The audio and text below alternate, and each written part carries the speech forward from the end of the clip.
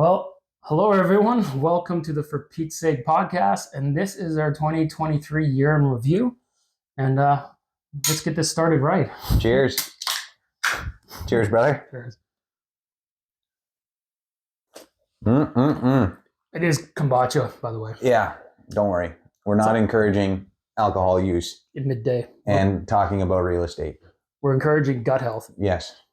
That's what we're all about. All right, let's roll the logo.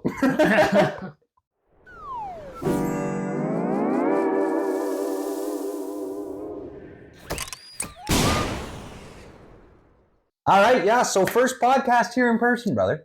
Yeah, so we've upgraded. We stepped up our game. Yeah. Instead of doing the StreamYard from different locations, we're going to do these podcasts together. Yeah, which feels good. Just means I got a shower now. Yeah.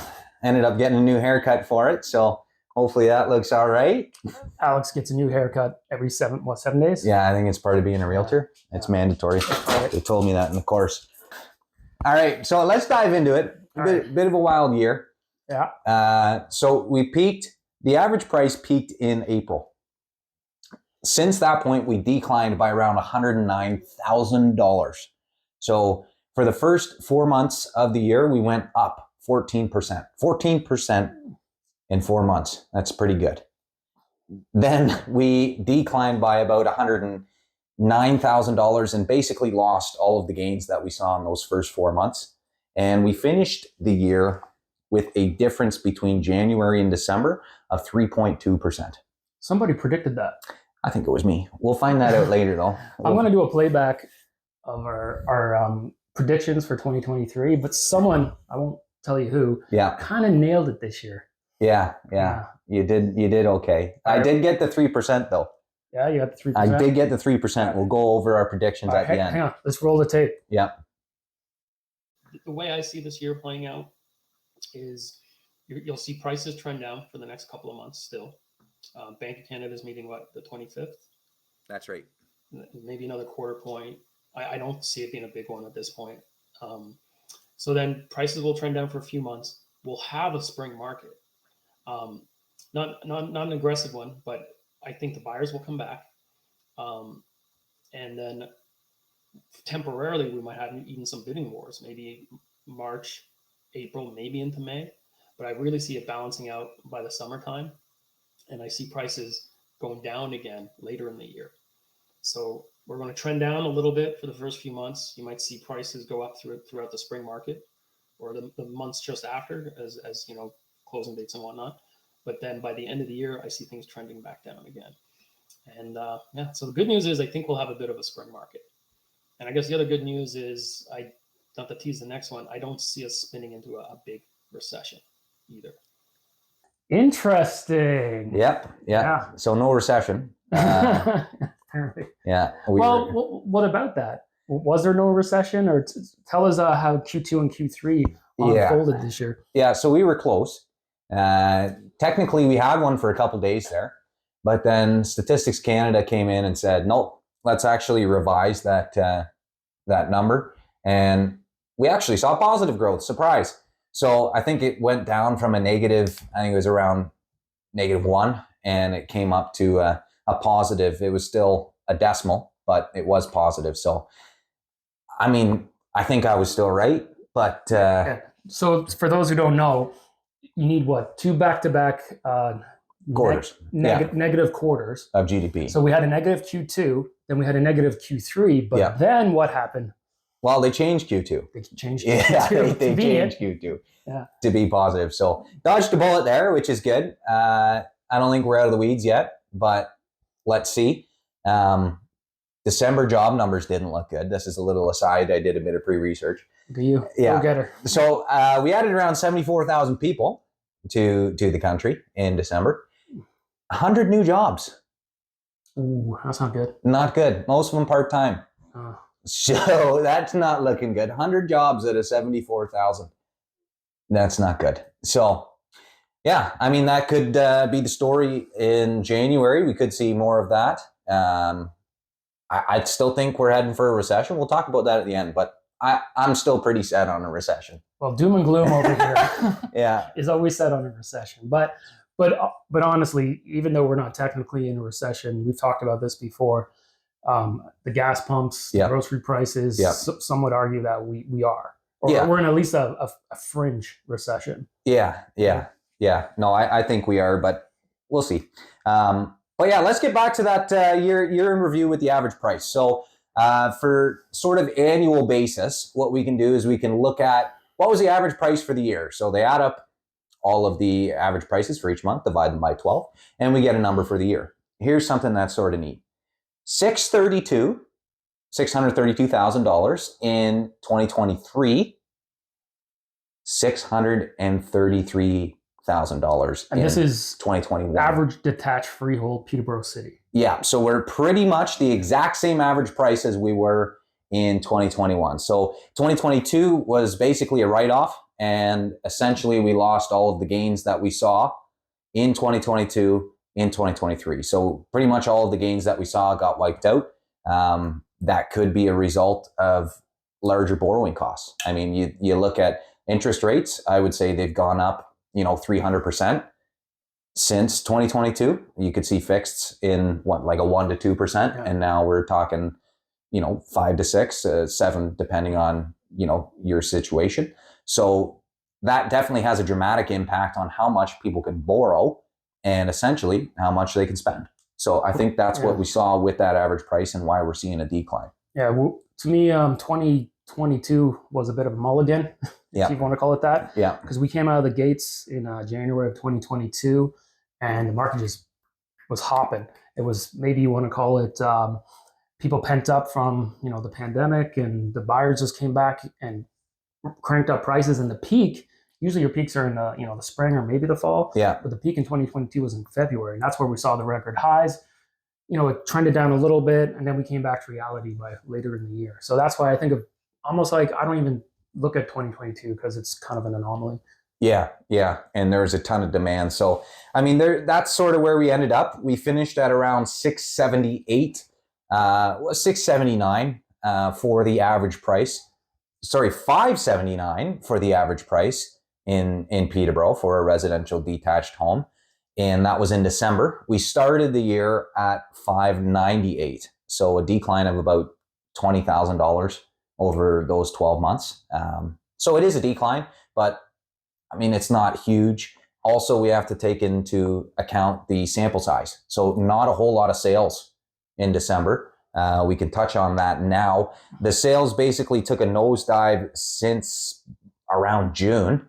And since then, they've been declining. For example, in June, we saw 160 sales in the month. So, I mean, round of applause for June there.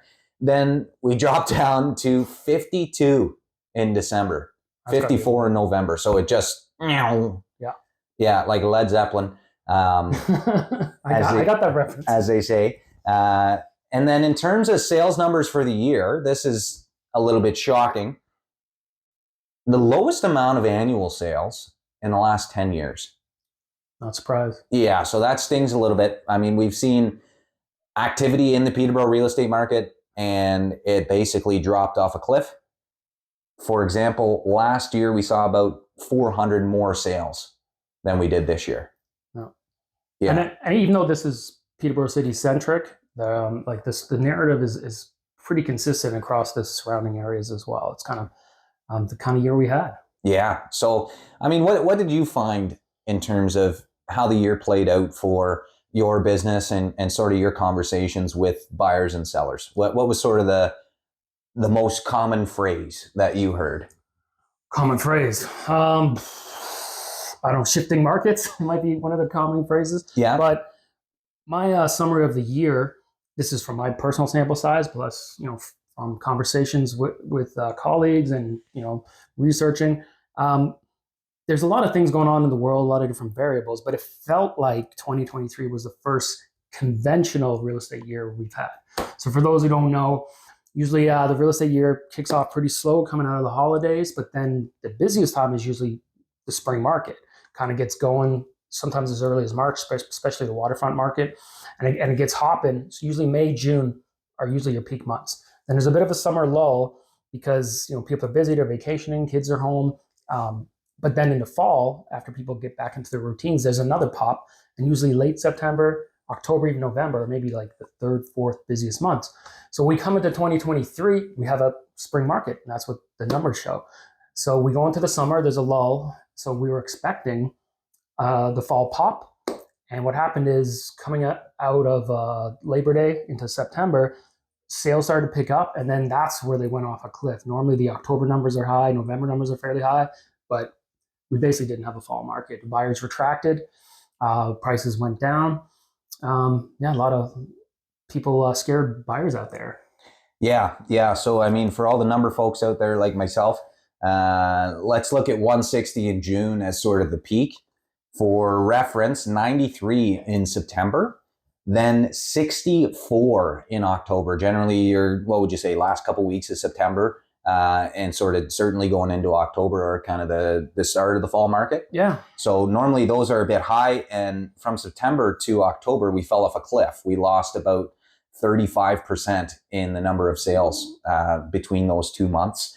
Then November had 54 and December had 52. Now, December's not really surprising. Not a lot of people, are out trading real estate in, after maybe the 12th, after maybe the 15th. By mid-December, people are on holidays. Yeah. Typically. So that's sort of what we saw there. Story for me, I would say, was the year of interest rates. The amount of people I talked to, and I can't say that I blame them. I can't say that, they were wrong at all. Interest rates went crazy between the last 2 years. When you think about buying a home in 2022, prices are nuts, interest rates are low, bidding wars, but there was a ton of demand. Everybody wanted to go out and buy real estate. Yeah. In 2023, though, it was a totally different narrative. People were very interested in what happened with the Bank of Canada, what was happening with fixed rates. And most of the stories that I had were surrounding interest rates. What's going to happen with them? They are too high for us to think about making a move right now, whether that's breaking a mortgage, whether that's getting a new mortgage. People didn't want to move because the cost of borrowing was a lot higher than they were used to over the last couple of years. So I think that was just sort of a big shock to the market. And that was, exactly what the Bank of Canada was hoping to do. And I would say that they accomplished it. Now, what's interesting is you look at how the Canadian real estate market reacted to these interest rate increases. So we went up about, 5% in terms of the overnight rate with the Bank of Canada. So that was over the last maybe year and a half. Right. And prices only dropped, generally speaking, around 5%. So, normally you would see an increase like that and prices would tank, which is exactly what the Bank of Canada was hoping. Now, let's get back on track here with the Peterborough stats and let's talk a little bit more about new listings. So what's interesting is we can look at the graph here. And again, we did see a peak in new listings in June, which directly corresponds with the number of sales. So May, June was generally the peak for sales in 2023, and it was also the peak for new listings. So interesting to see there. Awesome correlation to see there. And then we saw a little bit of an uptick in September as well. So that's something to note. Basically, we didn't see that uptick in terms of the sale market for the buyers side of things, but we did see sellers hoping for that regular fall market. And potentially that is what we saw. And maybe that brought the market values down a little bit because there were more listings, but the buyers just didn't come in the fall. Yeah. And the buyers that did got some pretty good value this fall. Yeah. So for reference, I mean, you had 258 new listings in June and you had 205 in September. So that's just a huge, I think, disparity between the amount of supply that was on the market in the fall and the amount of demand that was there. And I think that's where we started to see that average price start to creep back down. Yeah, when buyers have inventory and selection, you see a lot less holding offers. Maybe in the right property, in the right market, we still see a little bit of holding, but not like early 2022 where 90% of homes were holding offers. Yeah. If anything, buyers had their pick of the market this fall. And as I said, some people did really well. Yeah, and some people played the market and others didn't. And others are sort of waiting. I think ultimately it is really, really tough to time the market. And, making a move is a pretty large decision. And there are a lot of variables that come into play. So it doesn't necessarily mean that you have to go out and buy real estate right now. Or if you do see a good deal, speak with a real estate professional, speak with your family if family is involved, and talk about what this change means to you, what this means for your lifestyle, because ultimately when you do move, it is a huge change in lifestyle. So just a little caveat there. Let's talk about annual numbers for the number of new listings. So we didn't do bad. We didn't do poorly in 2023. We saw 1,970 new listings, and that's around the 10-year average, which is about 1,900. So we were slightly above the 10-year average, I believe. And I mean, the listing side of the market was really there. It was lower than it was in 21 and 22, but it was still there. Now, what was sort of your experience with sellers in 2023? Frustrating. Yeah. So the problem is when you have a kind of abruptly shifting market, just last year in general, like the prices in March, prices came down quite significantly. So you have sellers looking at prices from early 2023, which were higher. In some cases, they were looking back at the peak, Yeah. which was like 25, 30% higher back in that sweet spot, which was February, March of 2022. And they're the comparables they're looking at. So it's the conversation you have to have with your clients when this happens. You just got to show them the current stats, where the market is right now. Because if you overprice in a market like this, where there's a lot of inventory and not a lot of active buyers, and you sit on the market for over a month, 60 days, 65 days, it can be a killer. Where if you price appropriately in this kind of market, you can still have your property move. But if you're hyper fixated on these prices from Narnia from a year or two ago, it's not going to happen. Sometimes you have to have a conversation. If this is the number you need, the reality is that might be 2-3 years from now. The market's got to trend back up to meet your expectations. So I guess seller expectations and with an abruptly shifting market was the toughest conversations I was having with sellers this year. Yeah, me as well. And I mean, you can't really blame them in that situation, because maybe you were looking at comps from 3, 4, 5 months ago, but that was maybe the last time a house sold on your street. Peterborough, it's a big city, but it's a small city. Yeah. I think we only have probably around 100,000 people here. So there, the last sale on your street might have been in February and March. And, it is tough to know what the market's doing if you're looking at what's happening just on your street, which are normally the best comparables. But we have to adjust what those sale prices were to what's happening in the current market. And that's why it's always important to speak with an expert, and especially somebody that sort of knows what's going on with the market, is in it every day, and is keeping aware of what's happening with the stats. And on the other side, where, like we were talking about, moving is a big decision. So if it is a financial decision where you need to get a certain number for your house, maybe it's not the best time to move. Yeah. If you can't get that number, and that's okay. Right. Like, people just need to realize that's okay. If it's not going to happen now, it will happen in the future. I do think that long term, obviously there's a recession in 2024, but after that, I do think long term real estate will, in theory, if history repeats itself, continue to go up. So just sort of keep that in the back of your mind when you're thinking about, transacting in this sort of market. Now, we also touched on days on market. So 51 days on market was the average amount of days that it took for a house to sell in December. Yeah. So we can pull up the graph here, but essentially we were going pretty flat, and then it looks like a hockey stick for the last sort of November and December. And I think that is sort of indicative of not only a winter market, but also a lot of hesitancy with what was happening in the market. Yeah, no, definitely. 51 days to put in, it was December, but to compare it, February of 2022 when everything's holding, yeah, things were selling 7-9 days. Yeah, they're holding, boom, off the market. And then it's almost like educating the buyers and sellers Yeah. to the market you're in.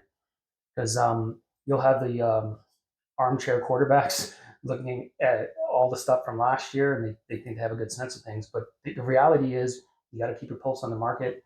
It can change month to month, even week to week. Yeah. And we definitely saw it week to week. I think that was the huge story of 2023. You sort of had to keep an eye. You'd see, okay, I could get this house maybe for 500. And then, a week and a half goes by and a similar house sells for 480. Yeah. And while things were declining, it was especially important. And again, it comes down to, can you time the market? And regardless of what, we say, regardless of what, any professional says, it's impossible to know what's going to happen. You can sort of track some stuff and maybe look for trends, but ultimately, unless you've got Irish luck, you can't really predict what's going to happen in the market. And, it's important to think about that as well. And that's why it is important to think, when is it right for us to move, sort of thing. Yeah. One thing is sellers too, when it's time to make the move, if you have a realtor like promising you a certain price point just to get your listing, make sure whoever it is just proves it to you. Because the numbers are out there, unless you're really rural Ontario, they should be able to show you how they come up with that number. That's just one of my faux pas is when a realtor will come in and just promise you the moon and then way under deliver. I like to have those tough conversations should be happening at the beginning. And the reason that's important is because any buyer's agent is going to pull the comps and educate their client on what to pay for that property. So you want to make sure you're, pretty in line with what a buyer is going to pay for the property with your list price. Because if there's a giant discrepancy there, buyers might not even look at the property or want to look at the property. So that's definitely important. One thing we've been tracking is the sales to new listings ratio. So this is sort of neat. We can look at what the sales to new listings ratio was every single month. And there's a graph here that we'll pull up, but you can see sort of where we dropped off in terms of the sales to new listings ratio. Again, this is basically taking the number of sales and dividing it by the number of new listings in that month. And basically it's like an uptake calculation. So how many of those homes that were listed sold in that month? So anything sort of below 40% is considered a buyer's market. Anything above 60% is considered a seller's market generally. So anything between 40, 60 is balanced. So we're basically balanced sellers in February, sellers in March, sellers in April, back down to balanced sellers in June. Then we're back down to balanced, almost at a buyer's market. Then we're balanced, buyer's market, balanced in December. You're going to love this. Yeah. December had a 100% sales to new listings ratio. Giant seller's market in December. 52 new listings, 52 sales. Yeah, it doesn't take into considerations the spillover from the month before of another 50 listings probably. Yeah, and it's also something to think about. Okay, just because the stats say one thing does not mean that's what's happening in the market. And that's sort of why we like to have a conversation and talk about it, because the stats can make it look like something is happening and that things are good. For example, you can have a release of stats in December and say, hey, it was a seller's market, great time to sell your home in December. Right. That's maybe not necessarily the case. The other thing to consider when you're in a smaller market like us, there was a few months where there was 50 or 60 sales. Yeah. You get about a half dozen $1 million homes sell. It's going to pull the average up quite drastically. And then vice versa, you have a lot of 400-500K homes, investment type houses sell, will pull it down. So it's very important to look at the different markets and price points when you have such a small sample size, because it can really influence the numbers. Yeah, absolutely. Absolutely. So, the next chart that we sort of wanted to show you was interest rates. So again, 2023, the year of interest rates. So basically what we wanted to show you was the bond yield and how that fluctuated and how we can sort of see that correlate with the number of sales and maybe buyer demand throughout the year. So we can see the bond yield graph here, and we can see it below 3%, generally traded below 3% in April, which, if we remember, was the highest average price in Peterborough was during April. Right. Then we can see it climb back up to, around 4.2%. So a 1.2% increase in around 6 to 7 months. That's nuts. And again, this directly impacts your fixed rate. So that would mean, your fixed rate for mortgages would be 1.2% higher for that 5-year fixed rate if the bond yield for a 5-year bond went up 1.2%. So we can see how that directly impacts not only the average price, but buyer demand. And we are starting to fall. Now, it has sort of fallen close to that 3% range, but it didn't quite reach 3% and then climbed back up. So, let's see what happens. Maybe if we see a sub 5% fixed rate in 2024, will we see some buyers come back? And that sub 5% generally comes when the bond yield is below 3%. Yeah, that's an important thing to note is fixed is tied to the bond yield, but the Bank of Canada, when their updates are tied to variable, right? Yeah, so now let's talk about Bank of Canada. So we did see some increases this year, but they were just 3/4 points. Right. So we saw an increase on the 25th of January, and that was a 1/4 point. Then they held, and then they went 2 back-to-back increases in both June and July, both 1/4 point increases, and then they held their rate. Now, most economists are predicting that 2024 we've reached the peak for both the bond yields, hopefully, and the Bank of Canada's overnight rate. It's only sort of downhill from here, according to the economists. Now, maybe they flipped the coin and came up with that, but I would trust, there are some well-respected ones that do agree that we're going to go down for the overnight rate.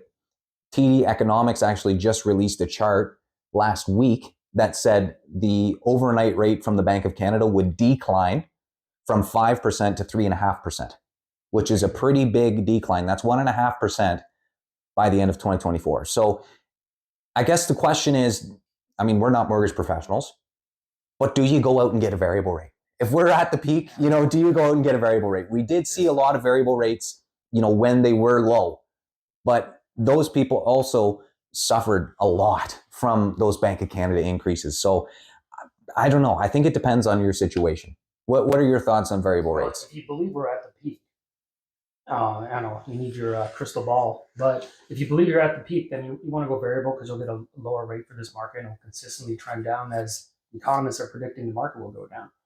We don't know what curveballs are going to be thrown out there in the global economy. So there is a bit of risk to that. So maybe the happy medium is doing a short-term fixed. Yeah. If you're more on the conservative side, but if you believe that we've hit the peak, then maybe variable is the way to go. Yeah. I think definitely speak with a mortgage professional, see what's right for your financial situation. If you do have a fixed income, maybe the fixed makes sense. It's going to be this every single month, and I get paid this every single month. Easy, just subtraction off the top sort of thing. So yeah, definitely speak with a mortgage professional. All right, so now let's talk about 2024 predictions. So the first big question. You can go first this year. Oh yeah? The first big question is, will there be a recession? The next quarterly GDP release is for Q4, and it's on February 29th, which is kind of fun. It's a leap year. So it's on February 29th. Are we going to see negative GDP? Are we going to see positive GDP? If it's negative, it's a recession, unless they revise Q3. But what do you think? Are we going to see a recession or not? I say no. I say similar. It's going to be fringe. Okay. It's going to almost feel like a recession. Yeah. The numbers are going to be very close to zero. But I do think by Q2, you'll see things start go up a bit. Okay. Yeah. So that would be very interesting. I think that, hopefully that would sort of help a lot of people. As the doom and gloom guy, I got to disagree just for fun. All right, let's go. I think we're going to see a Q4 decline, and I think we're going to be in a recession. I don't know if it's going to be a prolonged recession or if it's going to be short. Yeah. Now, population has been nuts. Yeah. 1.25 million people in the last 12 months. So does that help your GDP? Absolutely. Hopefully those people are working, and that's why it's sort of important to track the jobs number. Now, the jobs number, who knows where they get that from? But, you know, I believe I saw a chart recently that showed the average number of hours worked per week is on the decline. So there's a lot more people working part-time rather than full-time because potentially employers can no longer afford to employ them full-time. So, you know, if that trend continues, I do think we will see a recession. I hope we don't, but I do think we will. And I do think that is going to tie into the 2024 real estate market. Now, one sort of situation we can look back on is COVID. So during the COVID-19 pandemic, we did see a recession, but we also saw a pretty crazy real estate market. Oh, yeah. So you think about recessions and you go, awful, people are going to be pulled back. We don't have a lot of money to spend. You know, we're losing jobs. We're getting laid off. You think of 08, 09, you know, that's what you think of. But we didn't see that during COVID. We did see 2 back-to-back quarters of negative GDP. Right. Then we went positive and real estate blew up. So even if we do see a recession, if rates come down, how do you think that will impact the 2024 real estate market? So they're predicting, you know, spring, summer, we will start to see some rates come down a little bit. Once that first announcement comes out, do you think we'll see a flood of buyers come to the market and people hoping to move? I do, because the reality is people have put their plans on hold, like a lot of people. Yeah. Because of the market we're in. And there's just people just chomping at the bit to go. Yeah. And as soon as they see some decent, like healthy economy indicators, I think they'll go. Just like how we had the inventory this year, but we didn't have the buyers. Yeah. It could flip. That's the other thing. Is what happens is all the buyers will flood back, and if the inventory is not there, we'll start to see prices go up again. So I think we're looking at probably after we see the rate decline, most likely what in April they're thinking. Again, these are just predictions, but then I think we'll have another spring market this year. Prices will trend up. Sales should be pretty good. What similar to last year, it's just what happens in the Bank of Canada and the bonds will have a big piece of that. I think if they hold the course after a couple of reductions, we might have a pretty healthy year and maybe a traditional fall market. That's what I'm predicting. Okay, so you think spring and fall market and a lull in the summer? A lull in the summer, maybe trend down a little bit. I think we're going to have the first full conventional year since 2019, and we'll end. If we're doing the year-over-year predictions, we'll definitely be up. Are we getting into that? But we got to be up at least 5%. At least 5%, eh? Yeah, that's what I think. Okay. Yeah. So I'm gonna throw some numbers out. All right. No.